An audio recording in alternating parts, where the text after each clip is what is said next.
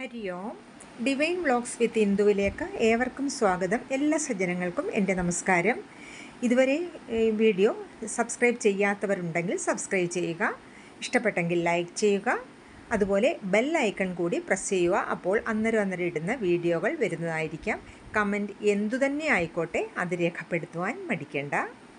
ഇത് നമുക്ക് ആത്മീയത എന്താണെന്നൊന്ന് ആലോചിക്കാം, പറയാം. ഈ ഭൗതിക ജീവിതം മുന്നോട്ട് കൊണ്ടുപോകണമെങ്കിൽ ആത്മീയത കൂടിയേ തീരൂ. പലരുടെയും തെറ്റിദ്ധാരണ അത് പ്രായമാകുന്ന സമയത്തു മതി, വാർദ്ധക്യമാകുമ്പോൾ അറിയേണ്ട കാര്യങ്ങളാണ് അതൊക്കെ എന്നാണ്. അതല്ല, ജീവിതം എന്ന് പറയുന്നത് എല്ലാവർക്കും അറിയാം, സുഖ ദുഃഖങ്ങളുടെ സമ്മിശ്രമാണ്. സുഖം വരുമ്പോൾ ഒന്നും അറിയണ്ട, അതിൻ്റെ പിന്നാലെ നമുക്ക് പോവാം, ഒന്നും ചിന്തിക്കേണ്ട. ദുഃഖം വരുമ്പോഴാണ് അതെങ്ങനെ തരണം ചെയ്യും, ആ പ്രശ്നങ്ങളിൽ നിന്നും എങ്ങനെ മറുകരയെത്തും, അപ്പോഴാണ് അതൊക്കെ ചിന്തിക്കുന്നത്. ഈ കലികാലത്ത് ദുരിതങ്ങളും ദുഃഖങ്ങളും പ്രയാസങ്ങളും നിരന്തരം കൂടിക്കൊണ്ടിരിക്കുന്ന സമയമാണ്. ഇപ്പോഴാണ് അതിൻ്റെ പ്രാധാന്യം ഏറെ വരുന്ന സമയം. നാമജപവും നാമസ്മരണയും അല്ലാതെ ഇതിന് മറ്റൊരു മാർഗവും ഇല്ല. ഈ കാലത്ത് ആത്മഹത്യ വരെ കൂടിക്കൊണ്ടിരിക്കുന്ന സമയമാണ്. എന്താണതിന് കാരണം? അതിന് അതിജീവിക്കാനുള്ള ബോധം നമ്മളില്ലാത്തതുകൊണ്ട്. അതിനൊരു പ്രായഭേദവുമില്ല. കൊച്ചുകുട്ടികൾ വരെയല്ലേ ചെയ്യുന്നത്, നാട്ടിൽ നടക്കുന്നത് നമ്മൾ കേൾക്കാറില്ലേ? അതിന് കാരണം അവരുടെ മാനസികാവസ്ഥ. അവരുടെ മനസ്സിനെ ഉയർത്താൻ അവരെ കൊണ്ട് സാധിക്കുന്നില്ല. ആ നമ്മുടെ മനസ്സിനെ ഉയർത്തി ആ ബോധതലത്തിലേക്ക്, ബോധം തന്നെയാണ്, ബോധശക്തി തന്നെയാണ് ഈശ്വരൻ എന്ന് പറയുന്നത്. ആ നമ്മിലെ മനസ്സിനെ ഉയർത്തി ബോധത്തിലോട്ട് കൊണ്ടുവരിക. അപ്പോൾ നമുക്ക് സ്വാഭാവികമായിട്ടും അതിനുള്ള വഴി തെളിഞ്ഞു വരും. അല്ലാതെ ക്ഷേത്രത്തിൽ പോയി വഴിപാട് ചെയ്താൽ അത് കിട്ടും, ഇത് കിട്ടും, അത് വെറുതെയാണ്. അതല്ല, അതിന് ഫലമില്ലെന്നല്ല പറയുന്നത്. നമ്മൾ തത്വത്തിൽ ഊന്നിയിട്ടുള്ള വിശ്വാസം വേണം. അതുകൊണ്ടാണ് ഇപ്പോഴത്തെ യുവതലമുറയ്ക്ക് ഇതിനകത്തൊക്കെ പ്രതികരിക്കുന്നത്. അതുകൊണ്ടാണ് അവരെ അതിൻ്റെ തത്വം അറിഞ്ഞു തന്നെ വളർത്തിക്കൊണ്ടുവരണം. ചെറു പ്രായം മുതലേ ക്ഷേത്രത്തിൽ കൊണ്ടുപോവുക. ഒരു തിരിച്ചറിവാവുന്ന സമയത്ത് ക്ഷേത്രം എന്താണ്, അവിടുത്തെ പ്രതിഷ്ഠ എന്താണ്, തത്വം എന്താണെന്ന് അവരെ പറഞ്ഞു മനസ്സിലാക്കിക്കുക. ഇനിയുള്ള സമയത്ത് ഇതിന് പ്രസക്തി ഏറെയാണ്. അതുകൊണ്ട് എല്ലാവരും നിരന്തരം ഈശ്വരസ്മരണയിൽ കഴിയാൻ ശ്രമിക്കുക. രാവിലെ നമ്മുടെ ഹിന്ദുമതത്തിന് ഒത്തിരി സ്വാതന്ത്ര്യമുണ്ട്. 33 കോടി ദേവഗണങ്ങളാണ് ഉള്ളത്.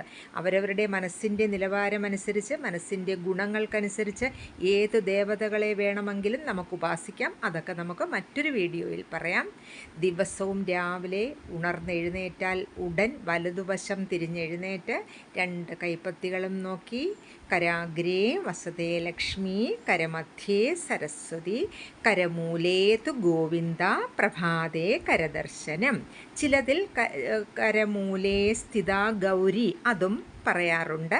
പാഠഭേദം അതുമുണ്ട്. ഏതായാലും രണ്ടും നല്ലത് തന്നെ. രാവിലെ എഴുന്നേൽക്കുമ്പോൾ ആ ഒരു സ്തുതി ചൊല്ലി കൈപ്പത്തിയിൽ നോക്കുക. നമ്മളിലുള്ള ഈശ്വര ചൈതന്യത്തെ ആദ്യം ദർശിക്കുക. നമ്മളിൽ ചൈതന്യം ഉണ്ടായിട്ടാണല്ലോ പുറത്ത് എല്ലാം കാണാൻ പറ്റുന്നതും പുറം ലോകവുമായി നമുക്ക് വ്യവഹരിക്കാൻ പറ്റുന്നതും. അതുകൊണ്ട് ആദ്യം നമ്മുടെ ഉണ്മയെ ഉണർത്തുക. അതിനുശേഷം ഭൂമി ദേവിയെ തൊട്ട് പ്രാർത്ഥിക്കുക. സമുദ്രവസനേ ദേവി പർവതസ്തനമണ്ഡലേ വിഷ്ണുപത്നിം നമസ്തുഭ്യം പാദസ്പർശം ക്ഷമസ്വമേ. ക്ഷമ ചോദിക്കുക, ഭൂമി ദേവിയോട് ക്ഷമ ചോദിക്കുക. അത് കഴിഞ്ഞ് നമ്മുടെ കർത്തവ്യം നിറവേറ്റുക. രാവിലെ മുതൽ ചെയ്യുന്ന ഓരോ കർമ്മങ്ങളും, ഓരോ ചിന്തകളും, ഓരോ വാക്കും പ്രവൃത്തിയും എല്ലാം നാരായണന് വേണ്ടിയുള്ള സമർപ്പണമായിക്കോട്ടെ.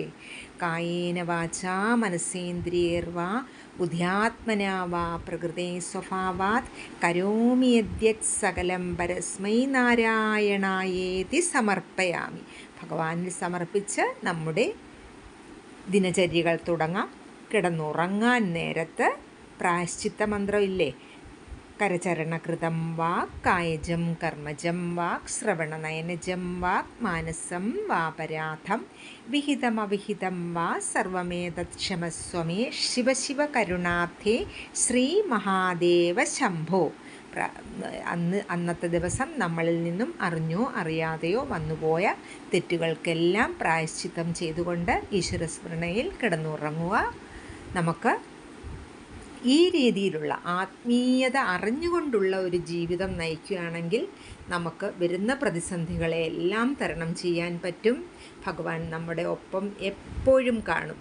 ഭഗവാനോടുള്ള പ്രാർത്ഥന, ഭഗവാനെ എൻ്റെ കൈ പിടിച്ചോണേ. ഏത് പ്രതിസന്ധി വന്നാലും ചില സമയങ്ങളിൽ നമ്മളറിയാതെ ആ പിടി വിട്ടുപോകും. എന്നാലും ഭഗവാൻ നമ്മളെ മുറുകെ പിടിച്ചോണേ എന്നുള്ള പ്രാർത്ഥന വേണം എപ്പോഴും വേണ്ടുന്നത്.